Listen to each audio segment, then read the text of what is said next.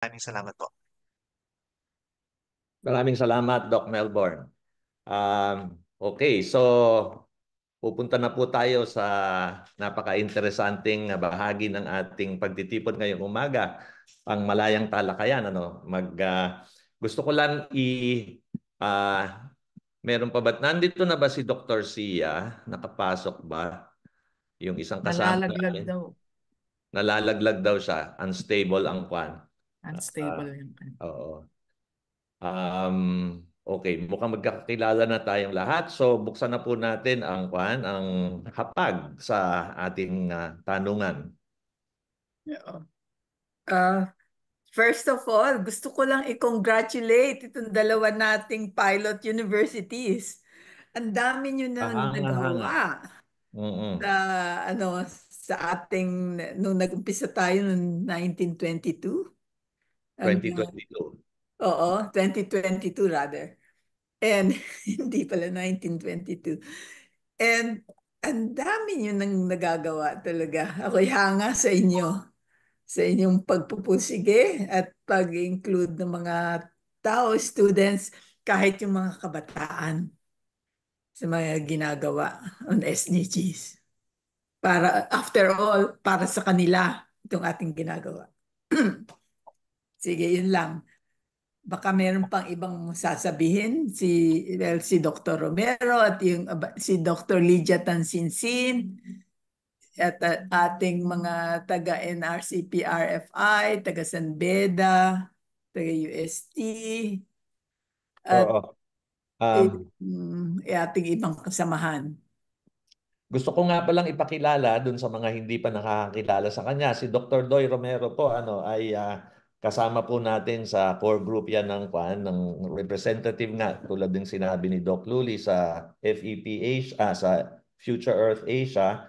Siya po ay kolumnista sa PDI tulad ng alam natin, lecturer sa Department of Development Studies sa Ateneo de Manila, dating Executive Vice President ng DAP at retiradong profesor ng UP.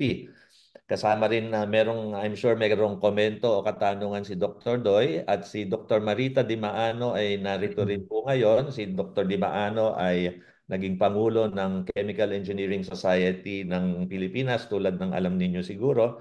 Siya ay nanilbihang opisyal ng NRCP sa loob ng 4 na taon. Siya po ay chemical engineer at nasa graduate faculty po at undergraduate faculty din ng UST. So, Baka may gustong sabihin si Dr. Lydia. si Dr. Lydia, of course. Salamat sa presentation ni Mr. Talaktak at saka ni Miss Pearl Carnis tungkol sa kanilang SDG effort sa kanilang university. Magandang mga ginagawa nila at saka kailangan ito maipakita rin sa ibang tao at tayo magsama-sama para talaga mapalakas natin yung SDGT. Ito ang gusto namin mangyari kaya natin ginagawa. Gusto namin malaman kung ano mga ginagawa ninyo sa inyong university, sa Cavite University, tsaka sa Eastern Visayas University. Mga experience natin, pagsasama-samahin natin, at ito ang gusto namin mangyari sa NRCP RFI, na magkaroon tayo ng isang malaking forum na lahat ng effort ng STB na maipresenta at talagang ginagawa natin lahat, ang magagawa natin para magkaroon tayo ng magandang environment sa ating bansa at saka sa ibang bansa. Pwede tayong magkumpara ng mga different activities natin o mag-exchange tayo ng different activities natin sa mga ginagawa natin sa ating university. At ang ganda ng mga ginagawa nyo sa Eastern University, Brother Carlis, dami niyong ginawa pang infrastructure para talaga mas masuporta ninyo ang talagang SDB. Ganon din ang Cavite University. Okay, thank you. At saka, congratulations pala sa tumataas na ranking ng Cavite State U sa Times Higher Education. Importante lang na tayo ay sumali dito sa impact ranking para naman makilala ang ginagawa natin. Gusto ko lang ibahagi na ang NRCP-RFI ay merong mga member institutions ito at na napag-usapan namin kamakailan, medyo nabanggit ko na kanina na gusto naming hikayatin ang aming institution members para sumapi dito sa ranking system ng Times at maaring tulungan ng NRCP-RFI ang mga pamantasang ito para nang sa ganon ay mas magkaroon sila ng chance, makagawa sila ng programa. Siguro kayo na nga yung pilot universities, medyo itutulad natin sa inyong karanasan, sa inyong mga ginawa, yung maaring imungkahi sa kanilang gawin para makarank din sa kwan at masulong. Siyempre, ang gusto natin dito talaga ay yung pagsusulong ng mga SDG.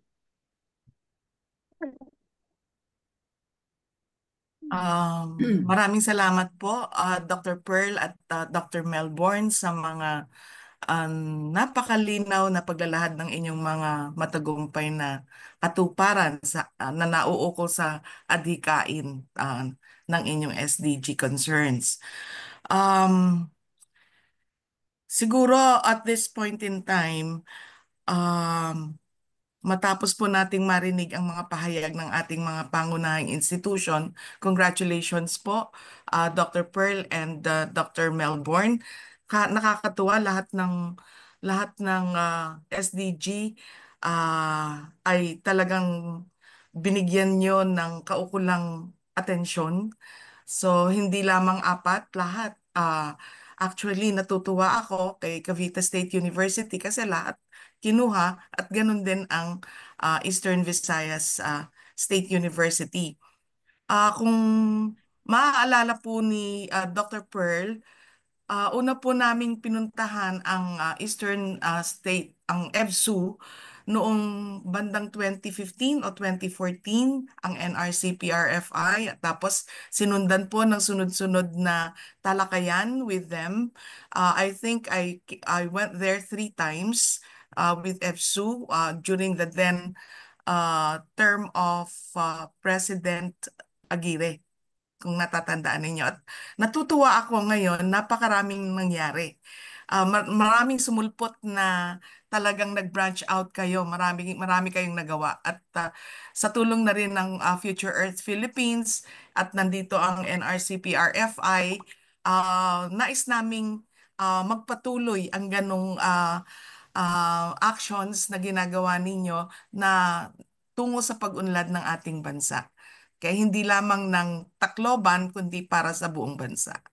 Ngayon siguro, since na-delegate po ako to moderate on this section of our program, matapos po nating marinig ang mga pahayag ng ating mga pangunahing institusyon, ang EBSU at saka ang Cavite State University, bukas na po ngayon siguro ang ating provision para sa mga katanungan ng ating mga kasapi ngayon sa programang ito na baka meron hong gustong linawin o gustong matutuhan pa na karagdagan na manggagaling po sa inyo sa ating mga pangunahing bisita. Yes, Dr. Del Pilar. Si Dr. Romero na muna. Yeah, Dr. Romero. Yeah, Talagang nandito po si Dr. Romero. Naririnig ko ba ako? Yes po. Malinaw, Doy.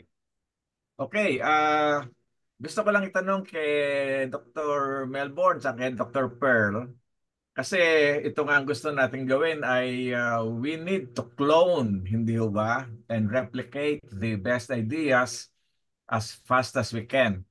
Gusto ko lang malaman kung meron na silang na-develop na mga bagong kurso, curriculum-wise, na patungkol sa SDGs, parang products and services that we can show to other universities para maganda na siguro na we think about standardizing some of these courses, di ba? Like, paano mo ituturo yung SDG 1? Paano mo ituturo yung SDG 2? At ano yung mga more relevant ways of linking this to the Philippine experience? Kasi yung mga ibang universities, lalo na yung mga hindi masyadong nasa rural areas, baka mas mabilis yan kung nakakakita sila ng mga bagong syllabus, di ba?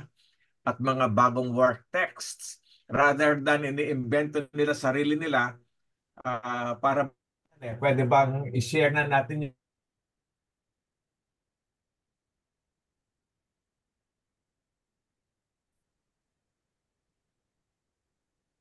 CVSU tsaka si EBSU. Maybe sa Cavite State muna. Yes, Sir Doy.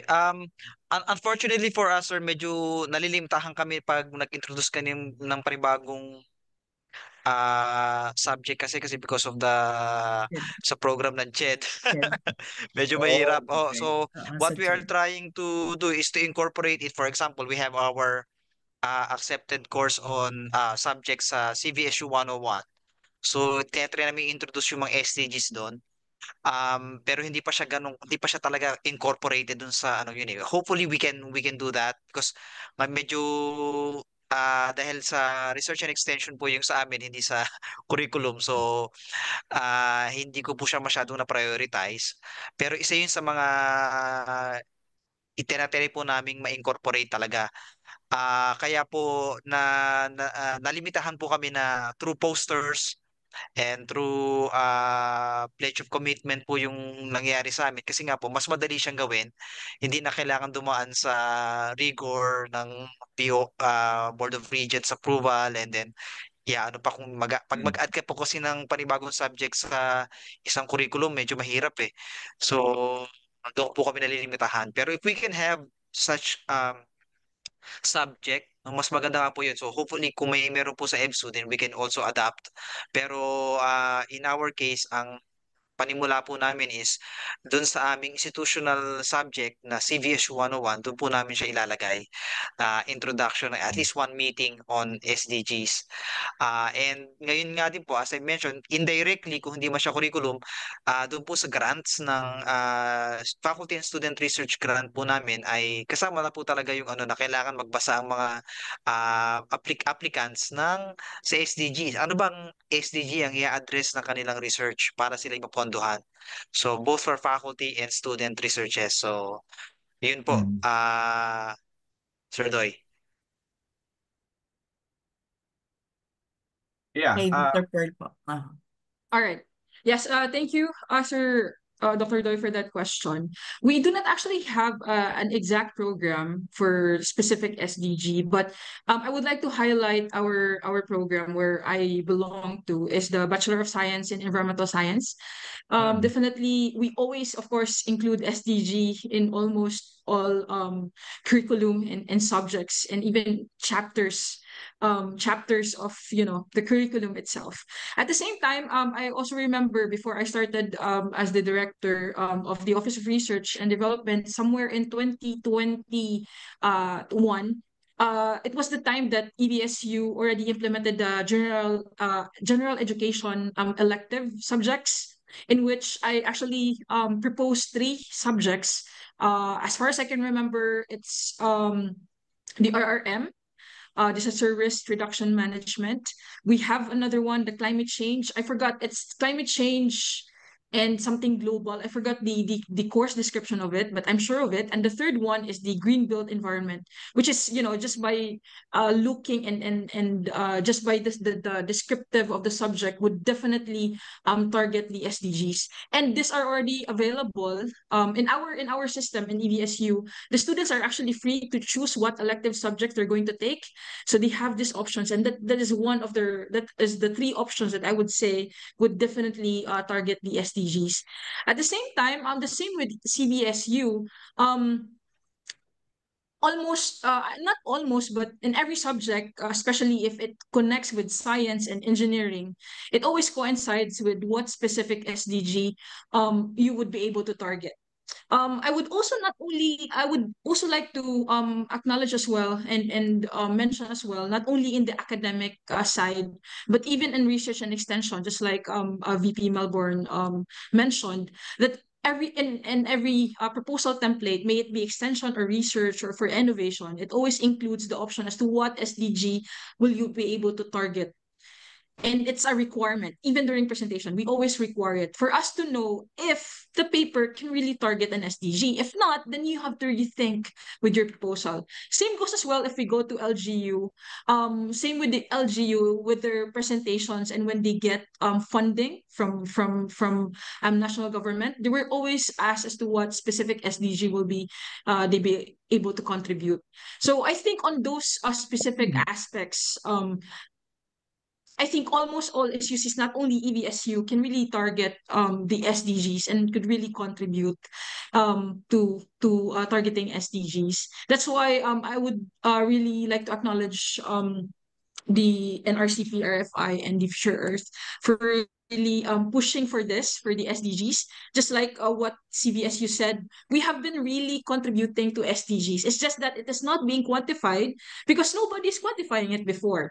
But now, since somebody like Future Earth is recognizing and asking us as to what we are really contributing to, if we are really contributing to SDGs now, we acknowledge it. So yes, that is our way of really directly contributing to the SDGs, contributing to SDGs. Okay. Napakaganda po ng sharing ninyo. Especially, I realize, Dr. Melbourne, na mahirap talaga yung mga curricular changes, ano? But yung ginagawa nila sa EBSU, yung mga minor specializations, actually ginagawa namin yan sa Ateneo. And I think that's a way out, coming up with minors that are available to all other courses, so that in my experience, I'm a political scientist, but I have been able to introduce, I think, 5 new courses in development studies in a minor on urban and regional development. And it takes only 1 year to do it, to introduce a new course. And I'm already teaching some of these courses. And so yung mga engineering, yung mga management engineering, mga environmental science, pati yung mga nasa political science, they are already taking these courses. And they are definitely, hindi ba nababanggit yung SDG, but when you say inclusive cities, hindi ba? And sustainable transportation, renewable energy. kitang-kita mo na these are all SDG. And so I'm happy that we are doing that. And maganda rin yung we increase the tangibility of the branding of these SDGs that we are doing.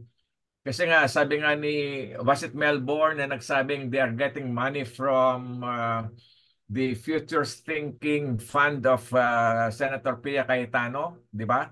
Baka matapunan tayo ng mas maraming pera pag meron tayong very tangible branding, and that we have this campaign to bring the SDGs and futures thinking to other universities. So we will be the pioneers. So I think maganda yon. And yung sa NRCP RFI, actually pag titingnan mo yung mga nila, yung institutional members, tinitingnan ko tingnan mo yan, AMA Computer University, Angeles University, Arellano University, Ateneo de Manila, Baliwag University, Capital University, Centro Escolar University, De La Salle, Emilio Aguinaldo, Far Eastern University, Guagua National Colleges, at sa Miriam Colleges, kalahati pa lang yung listahan na yon. But can you imagine if we are able to make them attentive to the SDGs and start replicating some of these SDG lyrics that we are developing, di ba? So parang ganun yung nakikita natin dito na we can start a mini revolution in education. So maraming salamat po doon sa sharing ninyo. Maraming salamat po, Doc Doy. Meron pa pong ibang gustong magtanong? Marita? Yes. Dr. Dimaano? Yes, sir. Yes, ma'am. Yeah, I would just like to mention, I am actually surprised because I'm pulling out the syllabus right now for that is available to everyone that will be enrolling in EVSU. Out of the 11 mathematics and science and technology general education subjects, there are actually around like 7 of it that could definitely target SDGs. So I would like to mention we have disaster risk reduction and management, we have environmental data analysis, we have environmental science, we have global climate change, resilience and vulnerability. We have urban environments, and we have writing for scientific research. And yeah, 4 of this was actually proposed by yours truly in 2021. So we would actually like to propose more related to SDGs, but as you know, again, it needs, verification and validation from CHED again. So it would be another set of curriculum revision of the different general education subjects. But yes, really, I just wanted to reiterate that because I did not expect that there are a lot. I was thinking there's only like 3 or 4, but there's actually a lot of them. So yeah. Good, good. Actually, when you are in education, tatamaan talaga halos lahat eh. Yes. So it is just a Yes. matter of really honing ano talaga yung pwede nating i-champion among those 17 SDGs. Maybe the NRCP RFI can start a courtesy call on CHED to start a conversation Yes. going on how to improve the process, hindi ba, of curricular Yes, change. yes. Siguro, Doc Doy, eventually with the CHED's consultation with the technical panels for professional courses and with DepEd's consultation concerning senior high school courses, siguro during those times na they will be seeking advice from the technical panels, pwede hong i-infuse yung thought na dapat i-incorporate yung SDGs natin sa courses, sa curricula. Yeah. Rita, Yes, pwede. ma'am. Yes, ma'am Lydia. Probably what we can also do is that review our present subjects. If we could incorporate it in the subject, not really introducing new subject. It's difficult to have new subject to be introduced. But if we incorporate it in the subject that we are teaching, it's faster to that it will be adapted. I don't know. We can review the different curriculum and look where we can insert the SDG. Actually, ma'am, in our course plans, in the University of Santo Tomas, in our course plans, there are always these indications of the SDGs that are yung lahat na tinatamaan na SDGs ng course. Naka-identify po doon isa-isa.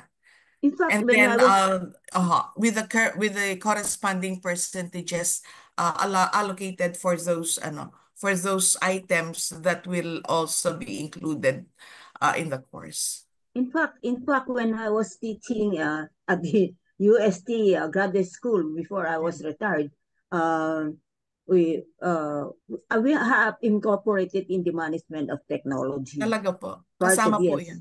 part of it because that was the subject I was teaching, management technology, and I more or less included in the subject that we are teaching, and not having a new one, because it's easier to improve to include it in the present subject, and they will more understand further the subject that they are learning.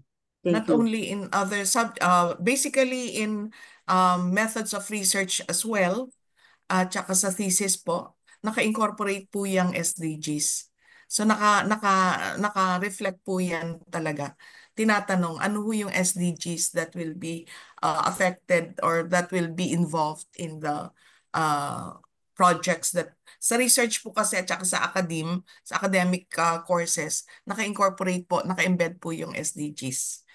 As I have said, kasama po yun sa course plan. Naka-indicate po doon yung specific SDGs that will be addressed. Yeah, in fact, that can be also included in the subject of the grade school, Little by little, you can introduce it in the different curriculum, not really having new subject matter. I think so. Thank you. Si Dr. Greg yata may gustong sabihin. Oo, thank you Doc Luli, thank you Marita. Actually marami ako mga katanungan nag-notes ako. So sisimulan ko sa nabanggit ni Doc Melbourne yung pledges, no, na pipirma ang bawat estudyante o yung mga gusto pumirma, no, para sa kanilang sa pag participation nila dito sa pagsulong ng SDGs. Napakagandang proyekto nito. Gusto ko lang itanong, Melbourne, ito ba meron ng pag-aaral tungkol sa epekto nitong pagpirma? Ay, thank you, sir. So far wala pa po kaming assessment. So pero ang nangyari po kasi noon, latter part na siya ng 2022. And then Mhm. ang ang magiging indirect assessment po namin ngayon is since hindi ko na-kompleto yung 2023, yung 2024 po na-kompleto yung introduction ng SDGs.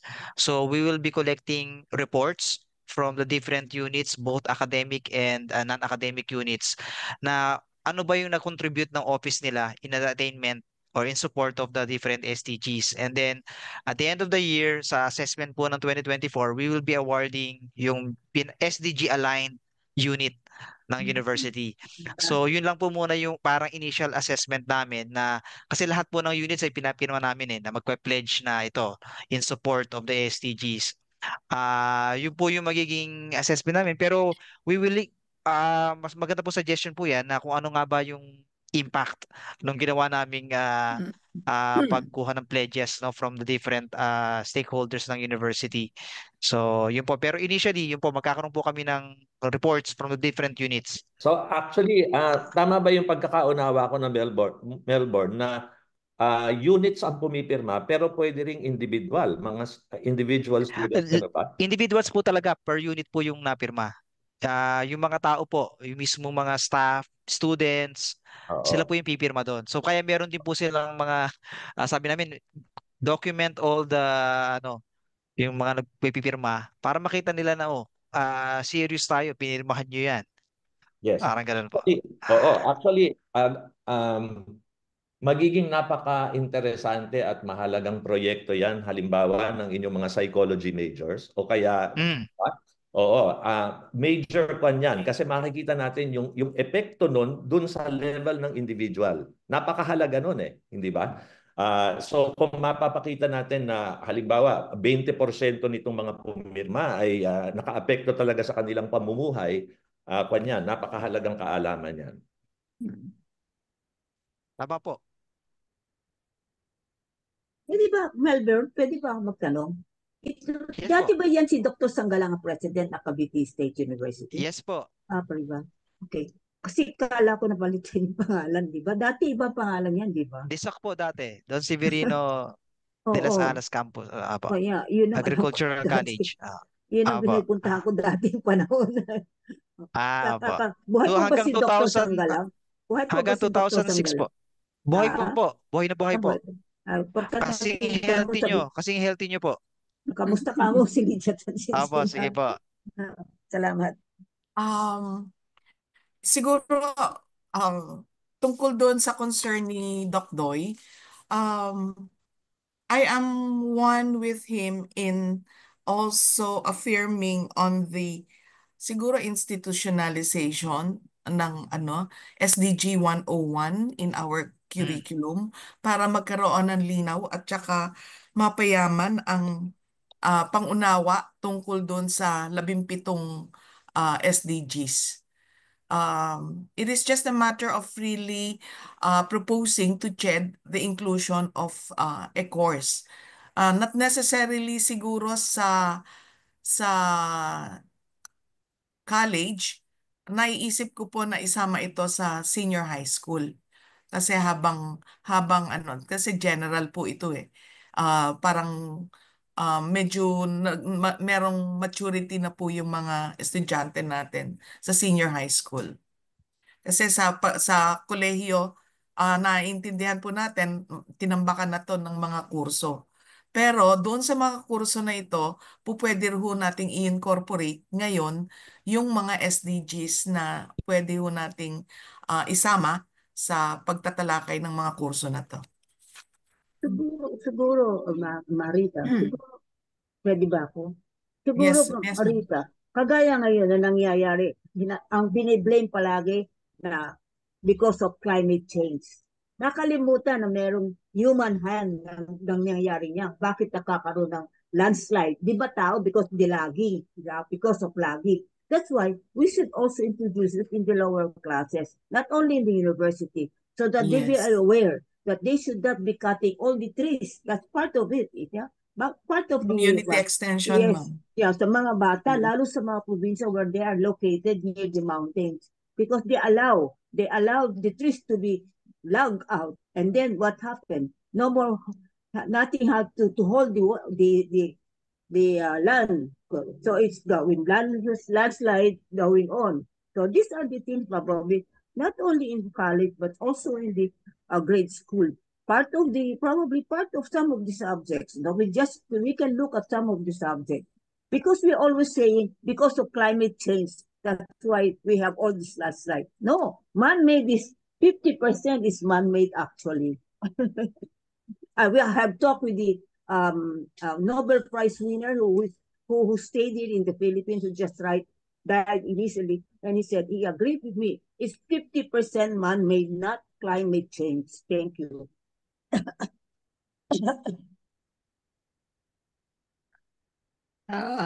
Pwedeng Yes, ma'am. Dr. Cruz.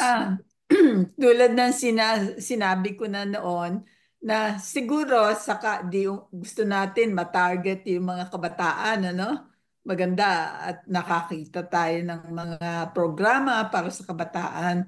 Kung ma-introduce ito sa college, doon pa lang sa NSTP, na dapat siguro hindi lang patriotism and civic mindedness ang i-introduce, kundi pati sustainability, yung practical aspects. Kasi marami sa mga NSTP courses, at least nung ito ay nag-umpisa, yung iba nagpapalinis lang, kung ano-ano napapagawa sa mga estudyante. Pero kung gawin nating meaningful ito sa pagitan ng pag-introduce nitong SDGs doon pa lang, yung practical aspects noon, maganda siguro. Tama Para po. magamit pa sa pag-uumpisa sila ng college, meron na. Sa NSTP po, maganda rin po siyang isama. Oo, NSTP, di ba NSTP? Kasi nandun ho yung at saka pagtuturo CS. ng mga na pwede yung mamili eh. Kaya lang Oo. siguro doon sa bago makapamili yung mga estudyante, magkaroon ng orientation tungkol doon sa ng SDG. Siguro. Wow.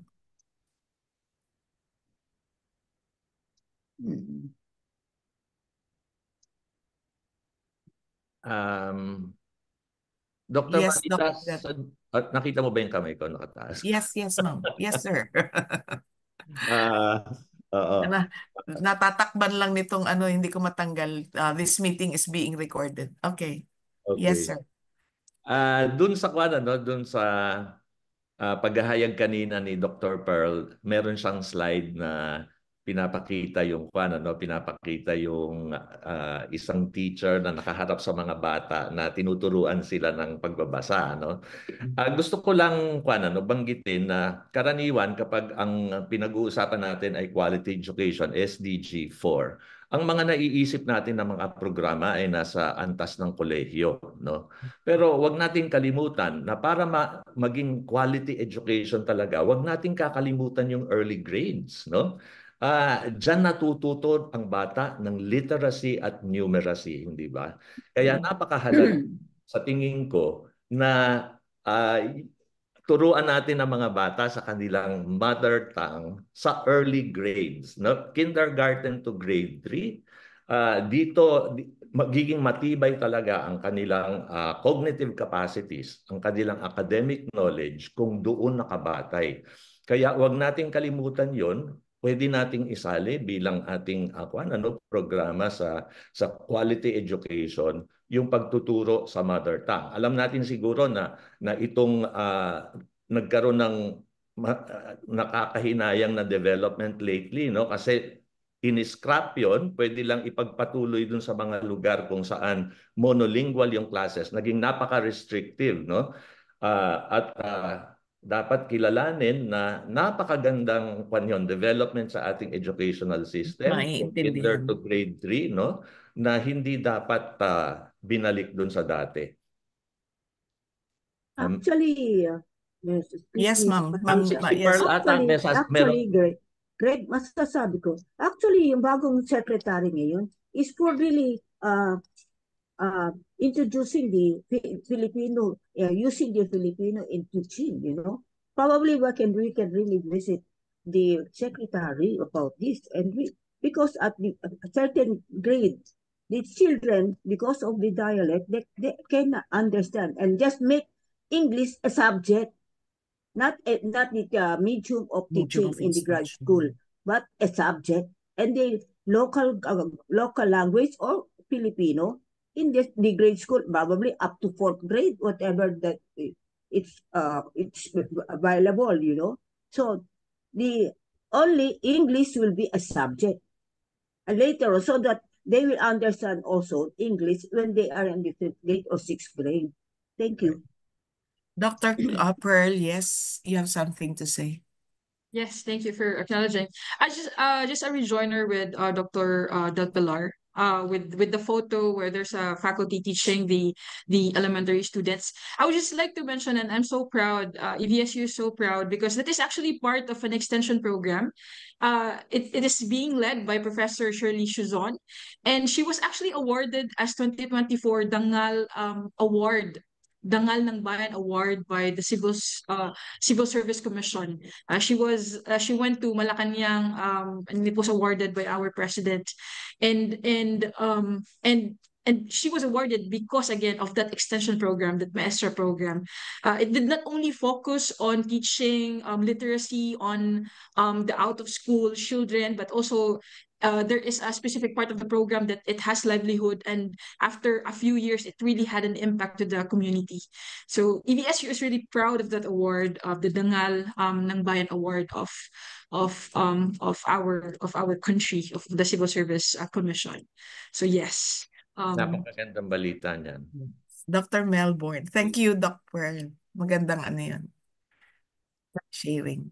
If I may suggest lang din po sa Future Earth Philippines at saka po sa NRC RFI, if kasi para po ang ano natin mas streamline po talaga yung sa STG, if we can, di po ako nag-uutos po, kung meron na kayong parang tipong parang protocol or something with regards sa para ma-incorporate for example sa NSTP etc. We can be guinea pigs, no, na pwede siyang i-apply dun sa aming mga ano, kasi for me po, medyo sa totoo lang po ay medyo nalilimitahan po kami ng napakadaming trabaho, and Oo. curricular revisions ay hindi po priority ng office po namin. So talagang kung ano lang po yung makontrol namin na talagang ma-introduce sa STG, ginagawa pa namin kasi mas mag-involve ka ng ibang office, lalong tatagal. So Oo. ito po ay nire-real talk ko na po. Kaya kung ano yung magagawa namin, gagawin namin. And pero kung meron na po kayo kasing parang template na pwede namin i-apply sa NSTP, then we can introduce it and then we can probably monitor, evaluate ano ba ano, and then tingnan natin kung uubra ba. Kasi po mas madali po 'yung para sa amin. And then we can definitely assess, no po. Kasi po sa amin nga po di sabi ko nga po sa inyo ay I be honest with you ay yun nga po hindi po siya yung pag-revise pa lang po ng faculty manual po namin ay nuknukan na ng tagal. So it would really take a lot of time. Although sabi ko na parang medyo condescending yun dahil ARTA awardee kami, pero yung sa process ay sobrang tagal. Pero yun po yung nangyayari on the ground. And if we are really serious about it, if meron po mapoproduce na template ang Future Earth, ang NRCP RFI, mas maganda po yun. Then we can definitely adapt. It's easier for us to adapt na ginawa ng iba. Hindi ko po alam kung bakit po ganun ang mindset po ng mga Pilipino. Pero pag sinabi ito, galing to sa NRCP, galing to sa ano, try natin, subukan natin. Being part of the Future Earth, mas madali po naming ano yun eh. So, Makakatulong yun po, po, Oo. if I may suggest, ah, po, salamat po. makakatulong po Pag-uusapan ang namin NRCP, yan. RFI Oo. at saka FEP po dyan. Galing, Oo. galing. Galing. Oo, na-appreciate namin yon Melbourne, yung real talk. Dapat pag nagpupulong tayong ganito, laging real talk. Tapos Kwan, handang-handa kami na magbigay ng mungkahi tungkol dito sa ganitong template. Yun ngang sinuggest ni Doc Luli kanina na ipasok sa NSTP. Kwan, pwedeng unang hakbang yan. Mm. Si Edna, Doc Luli? si Edna, baka Kailangan may sasabihin. Ah, Doc Luli? si Dr. Luli, ma'am. Si Dr. Sige, ikaw. Okay. Ano lang, first of all, no, thank you, Dr. Melbourne and Dr. Pearl for the sharing. Yun din talaga yung intensyon nitong pagbabahagi na ito. Kaya kami ay nag-invite, okay? Although, well, of course, no, talagang challenge yung response sa ganitong mga invitation. Pero that is really the intention of NRCP, RFI. Mamaya ipapaliwanag ko din kung ano pa yung mga aktibidades na gagawin. But with the sharing, okay, maraming salamat kasi like ako, nasa isang higher education institution sa CEU, Central Scholar University. So Manila kami dito, of course, no. Iba ang mga gawain ng nasa city, especially in Manila at saka doon naman sa inyo. Pero doon sa mga pagbabahagi ninyo, nare-recall ko din kung ano itong mga ginagawa namin, and definitely, no, it also addresses yung SDG. Kaya maganda nga na makakuha ng mga ganitong ideas, okay, para kumbaga mas lalong lumawak, no, at mas lalong dumami yung mga institution na gumagawa ng ganitong mga aktibidades. Ang ano lang, sa akin lang, siguro nga mas maganda, no, na talagang parang may struktura ba na tinatawag yung sinabi ni Doc Melbourne, template kung ito ay sa sa course, 'di ba? Pero doon sa ibang gawain ng universidad para talaga ma-realize at malaman ito bang mga ito, like for example sa research, sa community extension, are this activity addressing a particular SDG? Okay, so parang wala pa kasi ng ganung pag-iisip, no? Basta tayo, meron tayong mga activities, and then parang late na lang natin na realize because of this promotion that we really have to strengthen, 'di ba? Itong SDG na ito. So kaya for every activities that we're going to do, whether in research or community outreach, so there should be an identification ensuring that all of these activities also address, no, yung mga SDG. Iba din naman yun doon sa curriculum, kagaya ng nabanggit ni Dr. Doy at ni Dr. Dimaano. Pero yeah, maganda nga yung ganung idea na dapat merong kurso kung saan pwedeng i-integrate. Okay, ano ba itong SDG para we have same level of thinking as far as implementation, as far as yung mga activities that we're going to think.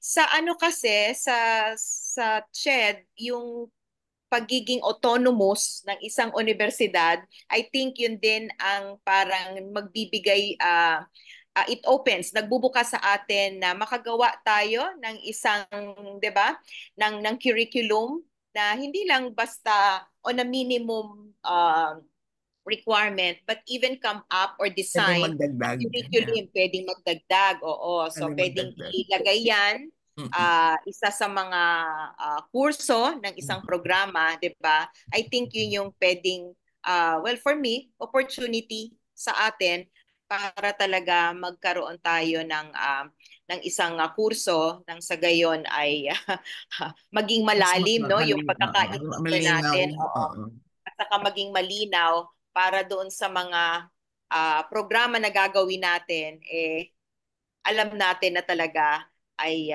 umaayon at nag-a-address sa SDG. So, maraming salamat sa pagbabahagi ng inyong mga proyekto.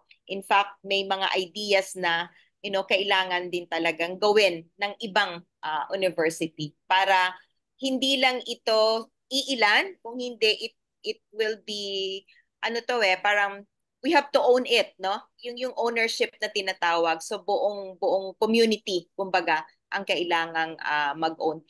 Natutuwa ako doon sa yung sa pledge, no? But meron kang binanggit, Dr. Melbourne, about the QR, yung QR code doon, 'di ba?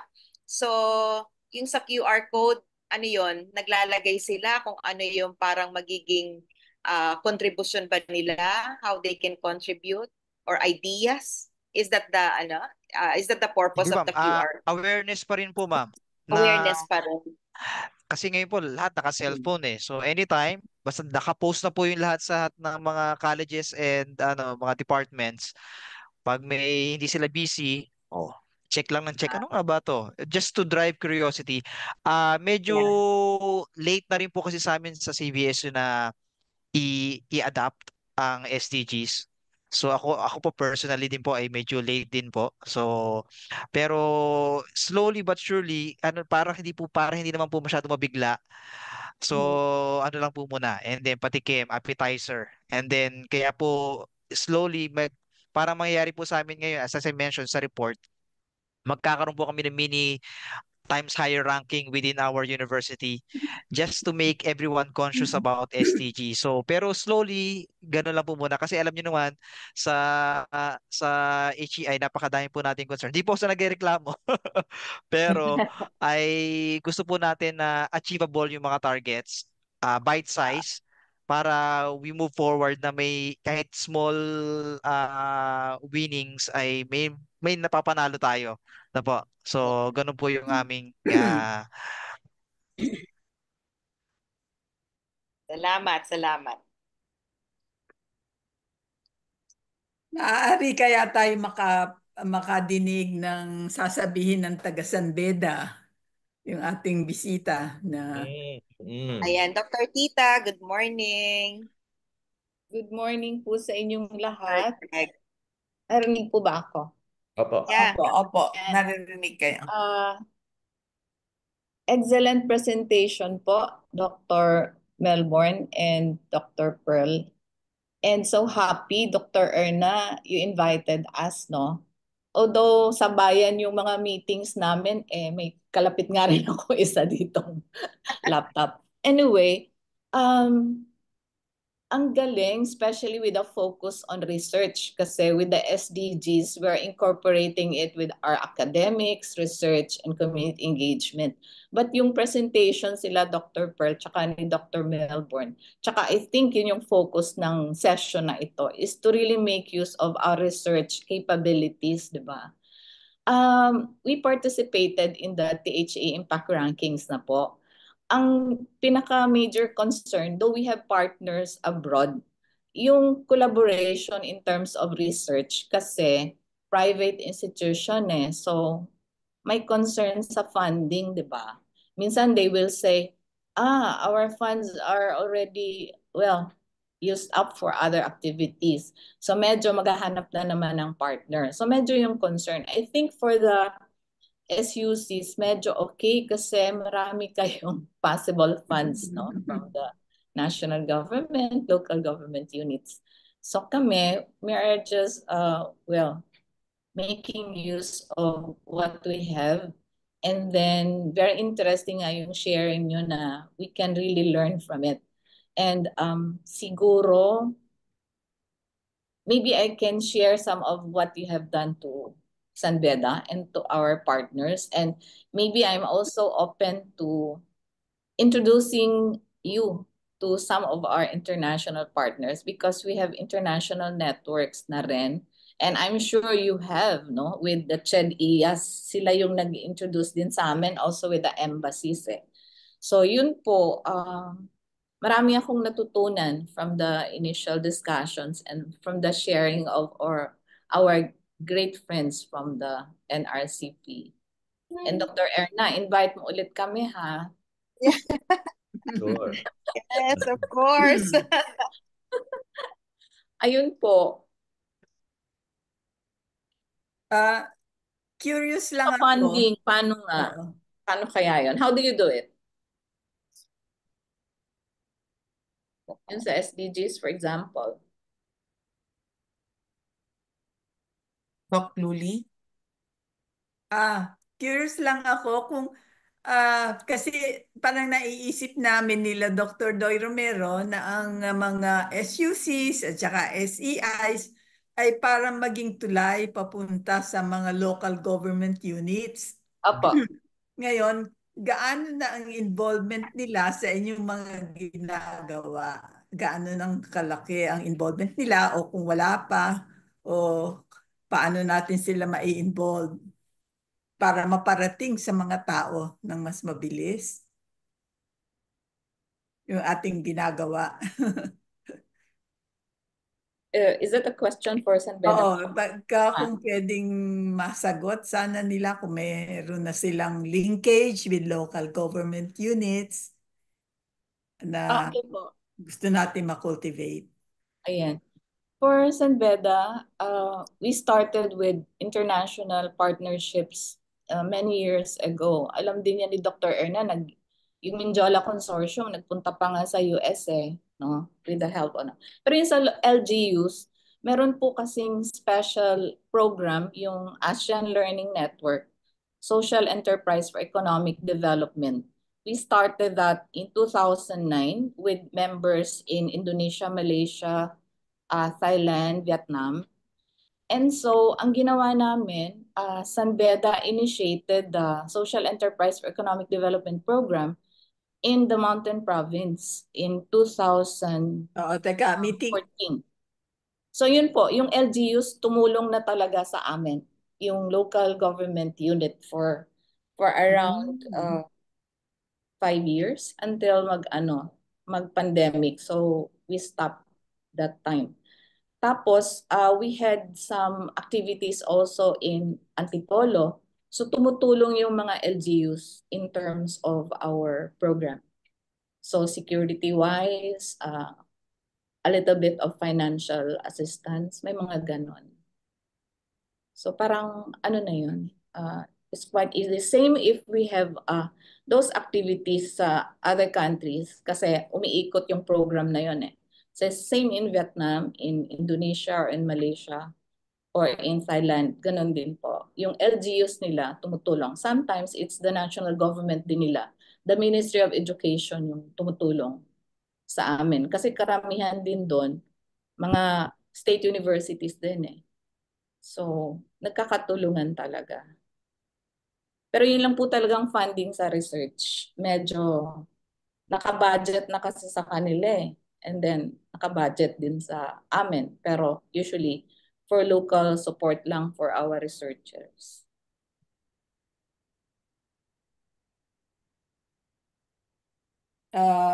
Si Dr. Doy Romero, baka may gustong sabihin tungkol sa linkage natin with the LGUs na Ayun. Yung paano mag-develop nito. Meron ba kayo maisa-suggest?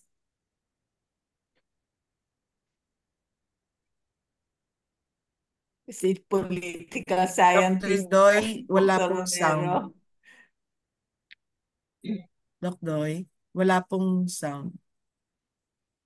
Siguro, Marita. Yung sa Marita, yung sa LGUs, di ba may sa mga LGUs, may mga university na sila, may mga colleges. Doon umpisa natin sila. Doon sa mga colleges nila. Kasi ang mga LGUs niya may sariling university, may sariling colleges. So, probably, pwede tayo doon mag-umpisa sa mga colleges nila. At saka, yung mismo, kasi this is supported by the province, no? Doc Doy? Nakamute, Dr. Doy. Romero? Nakamute po kayo? Yes, can you hear me now? Yes po. Okay. So actually, we wanted to use the universities to really bring the SDGs to our local governments, hindi ho ba? Kaya actually, yung mga local governments natin, kulang na kulang sila sa technical inputs.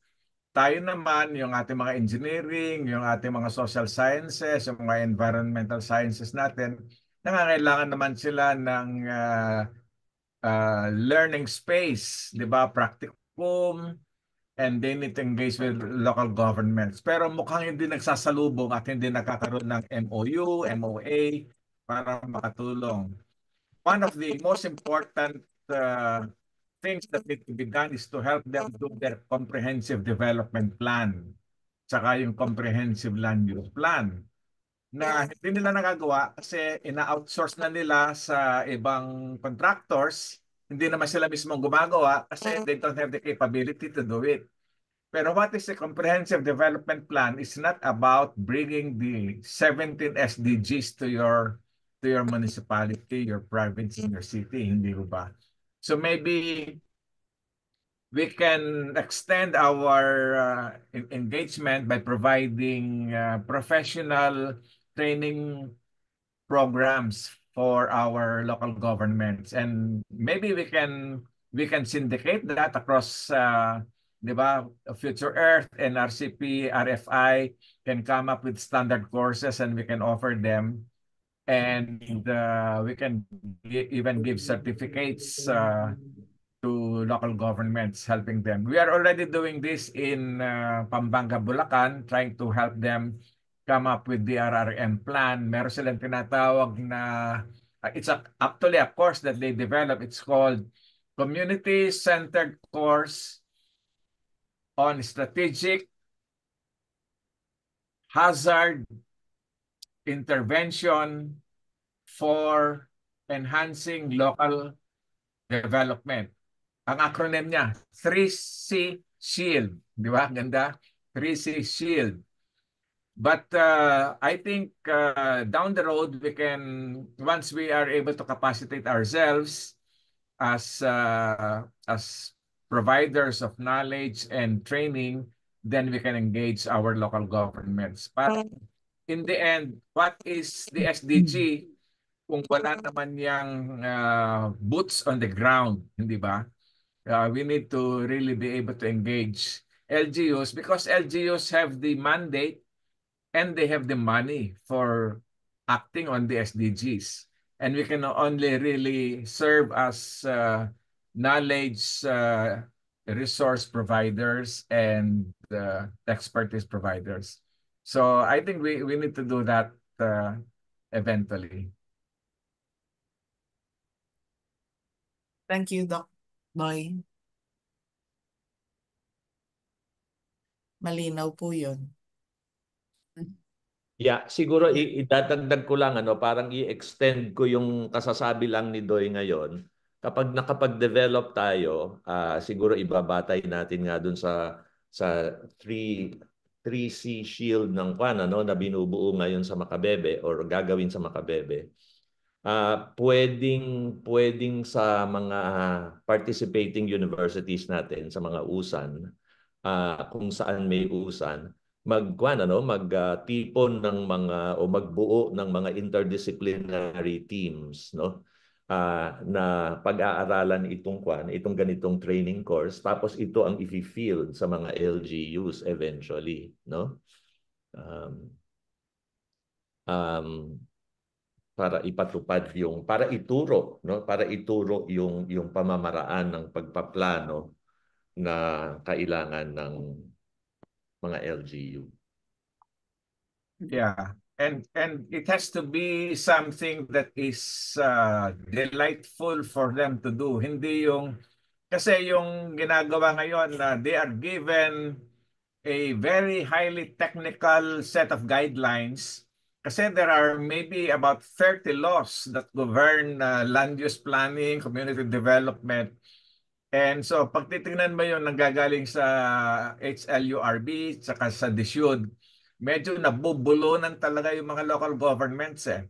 Pero those of us in the university, parang naisip ko lang kasi because I'm already working on a draft here. If we can introduce very participatory methods that are confidence building. For instance, before you plan for a municipality, can you give them a list of say 100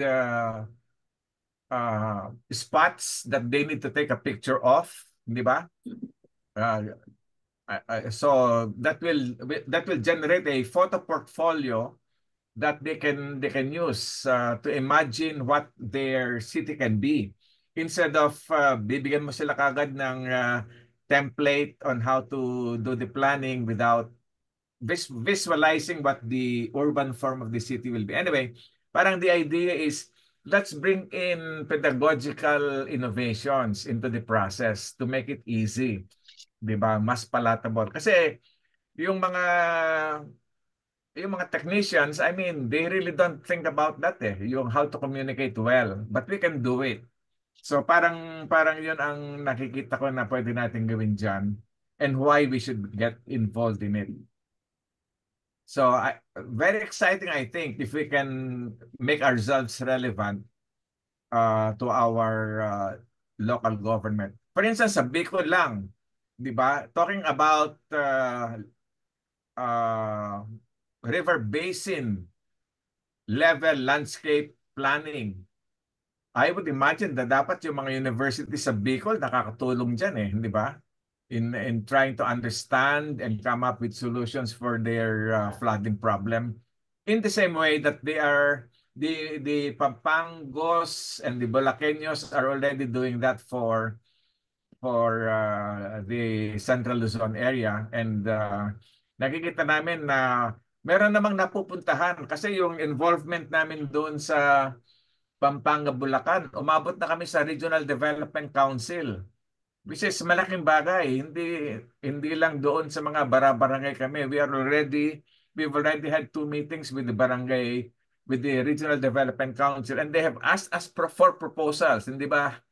Parang from a policy, advocacy, and analysis point of view, meron na kaming traction sa Future Earth. So anyway, just trying to share kung what the pathway might be for future relevance of our group, NRCP, RFI, and Future Earth, and the SDG Action Network.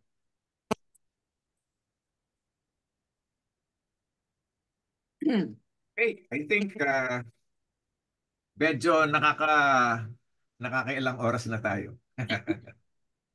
Pwede po magtanong, ilan na po ang members nung institutional members nung yung University SDG Action Network?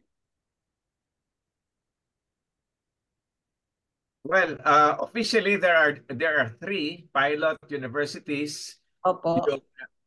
Yung CAVSU for Luzon, then EVSU for Visayas, and then we have the MSU IIT for Mindanao.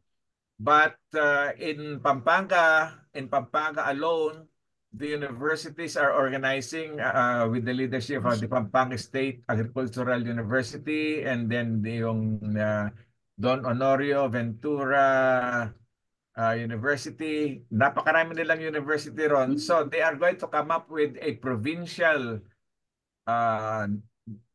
network which will be semi-autonomous. I mean, it's not, parang ang idea natin dyan sa SDG Action Network is that it is almost just like a control tower that helps planes take off and land, di ba?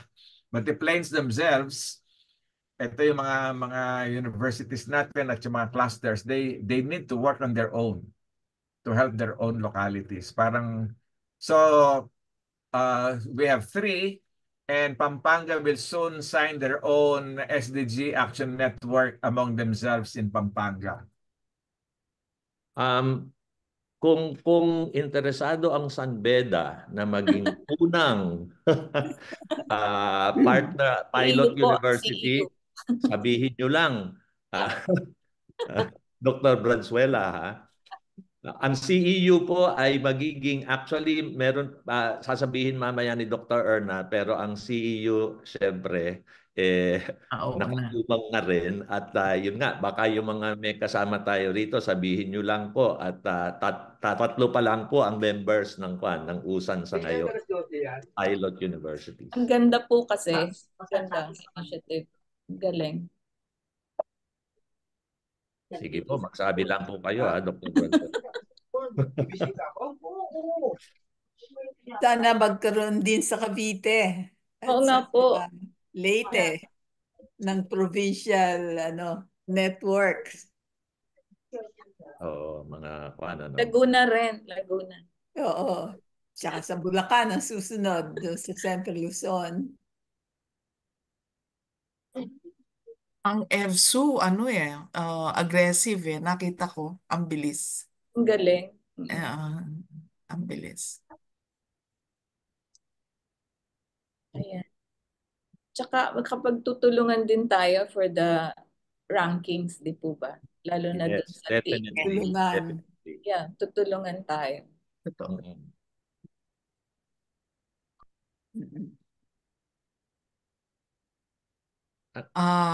Meron pa pong, yes, Doc Del Pilar.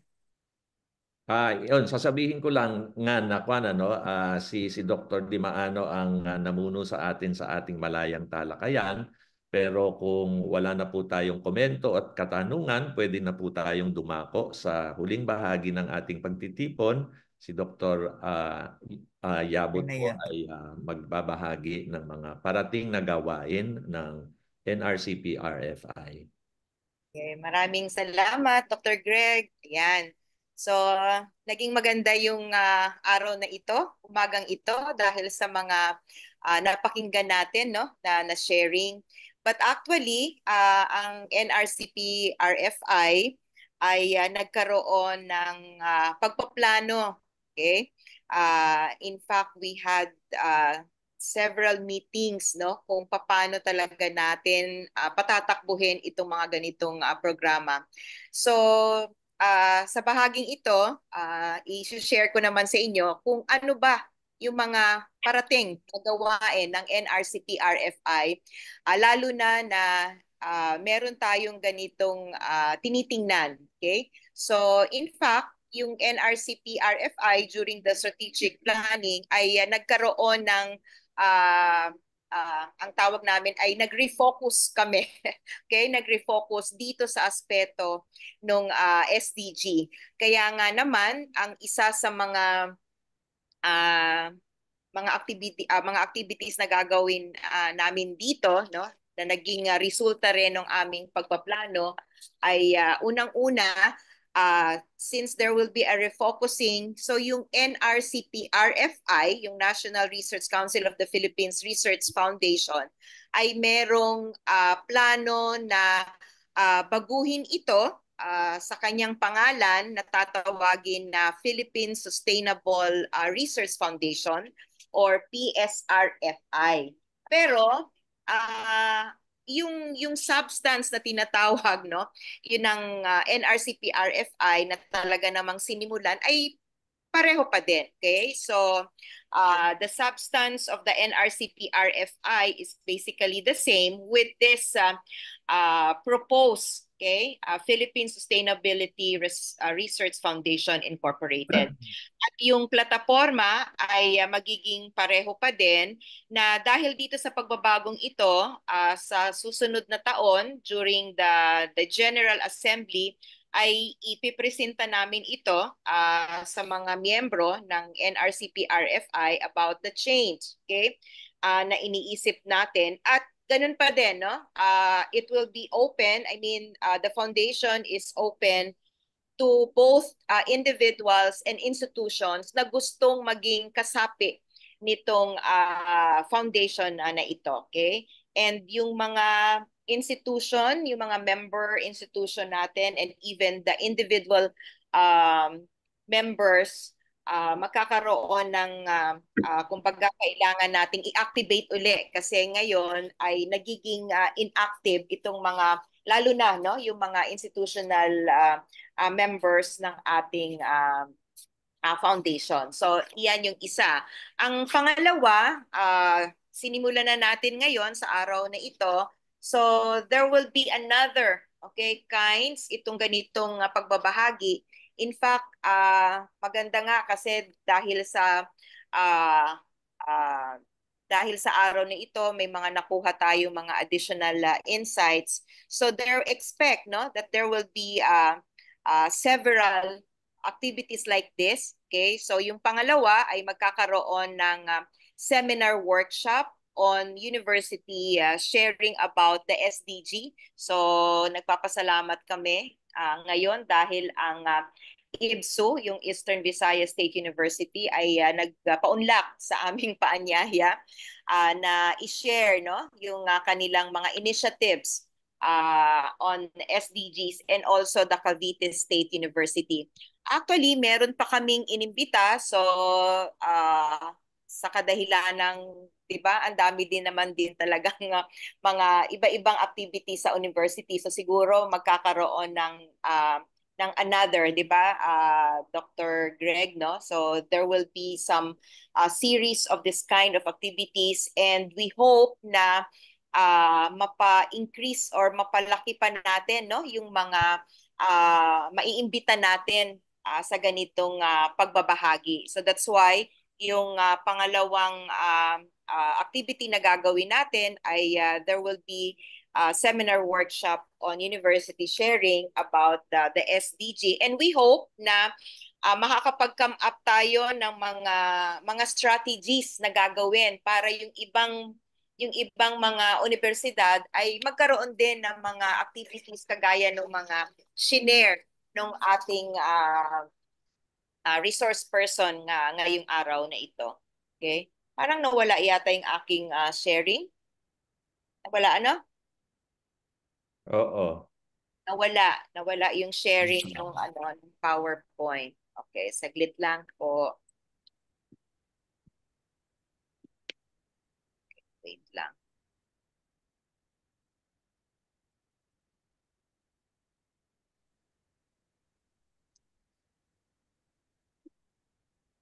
Lang po, mukhang nagkaroon ng ayan, okay, yan, bumalik na.